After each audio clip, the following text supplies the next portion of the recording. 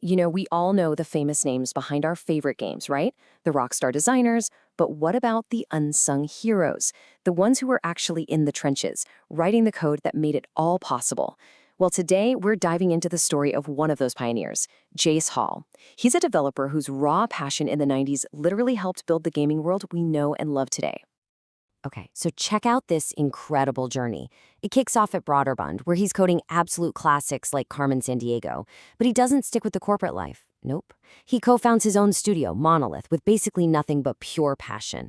Then Microsoft comes knocking for a top-secret project that changes everything, DirectX.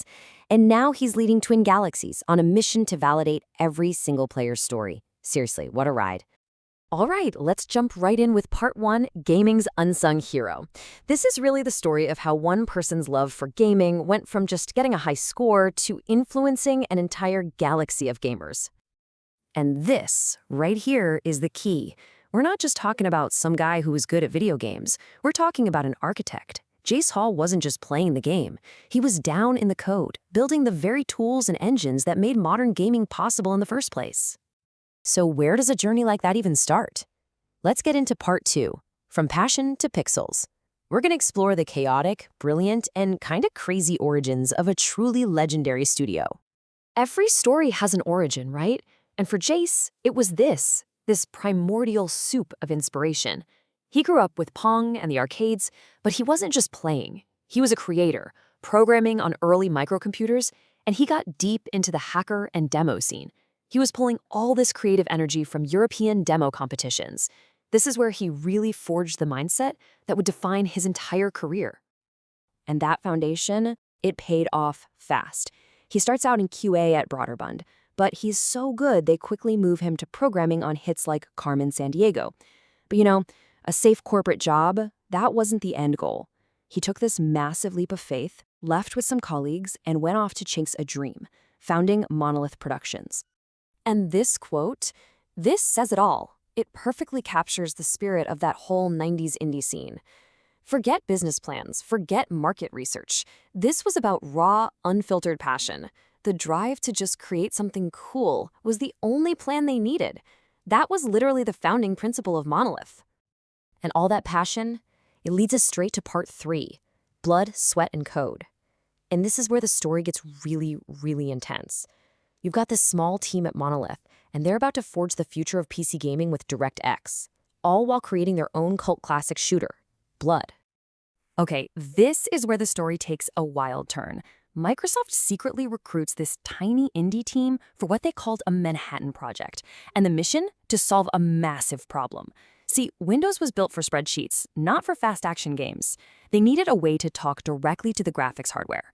And the groundbreaking result of that project was DXX, the set of tools that basically taught Windows how to play games, unlocking the true power of PC gaming. So, how do you launch a technology that's going to change gaming forever? Not with some boring press release, that's for sure. They created an event. They pressed millions of these Windows 95 game sampler CDs and just put them in the hands of gamers everywhere. This was way more than marketing. It was a revolution on a disc. And the impact was just explosive. For millions of people, this one little CD was their first real taste of what PC gaming could be. You had demos like MechWarrior 2 showing off the insane power of DirectX, and it just sparked this fire in a whole new generation of PC gamers. It totally changed the course of gaming forever. So, at the same time all this crazy stuff is happening with Microsoft, Monolith is still building their own game, Blood. And the culture there was what Jace calls a high-testosterone environment. Just imagine a room fueled by pizza, caffeine, and just this relentless, unstoppable drive to make something cool. There were no Gantt charts, no corporate structure, just raw, chaotic passion. And out of that total chaos came some real innovation. Blood actually pioneered the announcer in first-person shooters. That voice yelling headshot that we all know today, that started here. And in a perfect example of their do-it-yourself style, Jace himself just grabbed a mic and voiced some of the game's most ridiculous and memorable kill lines. This quote, oh man, it just perfectly captures the wild, Wild West energy of the 90s dev scene. Jace tells this amazing story about being at a trade show where John Carmack, yes, the John Carmack from id Software, was showing off some move and accidentally knocked him out cold. That's how intense and competitive it was back then. It was literally a contact sport. So after all that chaos, all that innovation, what's the big takeaway? Let's get into the philosophy behind it all in part 4, the spirit of play. This is where we really explore why, for Jace, games are so much more than just a product. And this slide, it really gets to the heart of it. Jace sees this really stark contrast between then and now.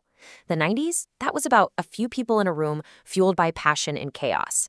Today, AAA development can be this massive, data-driven machine where all the financial pressure can sometimes just squeeze the creativity right out.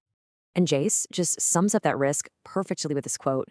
I mean, think about it. When you're spending hundreds of millions of dollars on a game, you're way less likely to take those wild creative risks. And when you rely too heavily on data, you risk ending up with, well, vanilla ice cream. It's perfectly safe, but it's ultimately pretty bland and forgettable. So if gaming isn't just a product, then what is it? Well, Jace sees it as a powerful cognitive tool. It's not just entertainment, it's training for your brain. It's like chess on steroids. It builds these crucial skills in multidimensional problem solving, in pattern recognition, in creativity, skills that give you a real edge in life. And maybe the most important point of all is this. Games are not isolating. They're the exact opposite. They are our modern social campfires. They're the place we gather to build friendships that last a lifetime, to find our communities. People even meet their future husbands and wives through gaming. At their very core, they are about human connection. And that powerful belief in gaming stories brings us to our final section, honoring every player. This is Jace Hall's current mission, to make sure that every single one of those stories gets the validation it truly deserves. And he's putting this whole philosophy into practice with his work at Twin Galaxies. The mission is so simple, but it's so powerful. Celebrate every player's story. It doesn't matter if you set a world record or if you just found a hilarious glitch that one time. It's a platform to authenticate those personal achievements and build a truly global community around our shared love of gaming. So after all of that, it really leads to one question for you. And I want you to really think about this for a sec. What's your gaming story? And I don't just mean your high scores. What friendships did you build? What challenges did you overcome? What did you learn about yourself by playing a game? Because here's the crucial takeaway from all of this. Every single journey you take in a game, whether you're a world champion or just someone who loves to explore, builds a real-world life, a real-world community, and a story that is absolutely worth telling. So don't ever dismiss it. Embrace your gaming narrative.